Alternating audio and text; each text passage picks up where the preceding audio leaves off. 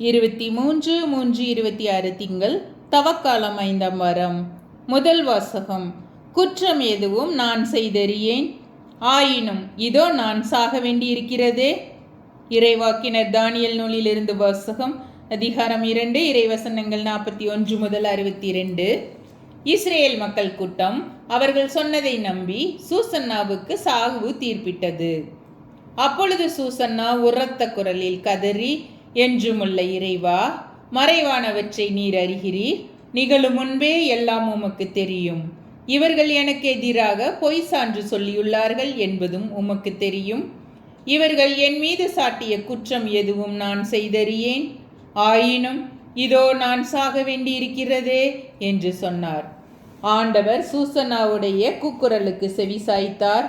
கொல்லப்படுமாறு அவர் நடத்தி செல்லப்பட்ட பொழுது தானியேல் என்னும் பெயருடைய இளைஞரிடம் தூய ஆவியை கடவுள் தூண்டிவிட்டார். தானியேல் உரத்த குரலில், இவருடைய இரத்த பலியில் எனக்கு பங்கில்லை என்று கத்தினார். மக்கள் அனைவரும் அவர் பால் திரும்பி, நீர் என்ன சொல்கிறீர் என்று வினவினர். அவரோ அவர்கள் நடுவே நின்று கொண்டு பின்வருமாறு சொன்னார். இஸ்ரேல் மக்களே, வழக்கை ஆராயாமலும் உண்மையை அறிந்து கொள்ளாமலும் இஸ்ரேல் மக்கள் ஒருத்தியை தீர்ப்பிட துணிந்து விட்டீர்களே. அந்த அளவுக்கு நீங்கள் அறிவிலிகளா? நீதி வழங்கும் இடத்திற்கு திரும்பி போங்கள். இம்மனிதர்கள் இவருக்கு எதிராக பொய் சான்று சொல்லி இருக்கிறார்கள் என்றார். எனவே மக்கள் எல்லோரும் விரைவாக திரும்பி வந்தார்கள். மற்ற மூப்பர்கள் தானியேலிடம், நீர் வந்து எங்கள் நடுவே அமர்ந்து எங்களுக்கு விரிவாய் விளக்கி காட்டும், ஏனெனில் மூப்பருக்குரிய சிறப்பை கடவுள் உமக்கு அளித்துள்ளார் என்று வேண்டிக் கொண்டார்கள். அப்பொழுது தானியேல், இவர்களை தனித்தனியே பிரித்து தொலைவில் வையுங்கள், நான் இவர்களை வினவுவேன் என்றார். எனவே அவர்கள் இருவரையும் தனித்தனியே பிரித்து வைத்தார்கள். அப்பொழுது தானியேல் அவர்களுள் ஒருவனை அழைத்து, தீச்செயலில் விளைந்தவனே, நீ முன்பு செய்த பாவங்கள் இப்பொழுது வெளியாகிவிட்டன. மாசற்றவர்களையும் நீதிமான்களையும் சாவுக்கு உள்ளாக்காதே என்று ஆண்டவர் சொல்லியிருந்தும் நீ முறைகேடாக தீர்ப்புகள் வழங்கி மாசற்றவர்களை தண்டித்து குற்றவாளிகளை விடுவித்துள்ளாய். இதோ நீ உண்மையாகவே சூசன்னாவை பார்த்திருந்தால் எந்த மரத்தடியில் அவர்கள் கூடியிருக்க கண்டாய்? சொல் என்று கேட்டார். அதற்கு அவர், விலா மரத்தடியில் என்றார்.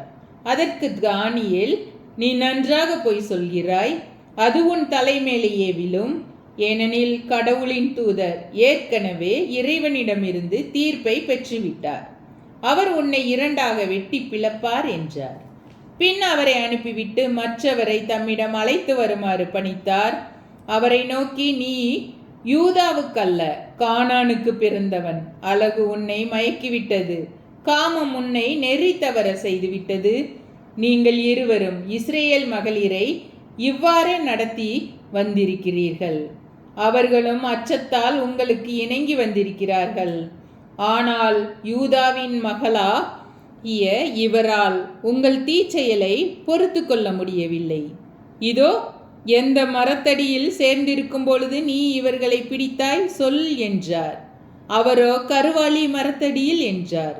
தானியேல் அவரிடம், நீயும் நன்றாக பொய் சொல்கிறாய், அது உன் தலைமேலேயே விழும். ஏனெனில் உன்னை இரு கூறாக வெட்டவும் இவ்வாறு உங்கள் இருவரையும் அழித்தொழிக்கவும் கடவுளின் தூதர் வாளுடன் காத்து கொண்டிருக்கிறார் என்றார். உடனே மக்கள் கூட்டம் முழுவதும் உரத்த குரல் எழுப்பி தம்மில் நம்பிக்கை வைப்போருக்கு மீட்பளிக்கும் கடவுளை போற்றியது. அவர்கள் அந்த முதியோர் இருவருக்கும் எதிராக எழுந்தார்கள். ஏனெனில் அவர்கள் பொய் சான்று சொன்னதை அவர்கள் வாய்மொழியாகவே தானியேல் மெய்ப்பித்திருந்தார். அம்முதியோர் பிறருக்கு செய்யவிருந்த தீங்கை அவர்களுக்கே மக்கள் செய்தார்கள். மோசே சட்டப்படி அவர்களை கொன்றார்கள். இவ்வாறு மாசற்ற சூசன்னா அன்று காப்பாற்றப்பட்டார். ஆண்டவரின் அருள் வாக்கு. இறைவா, உமக்கு நன்றி.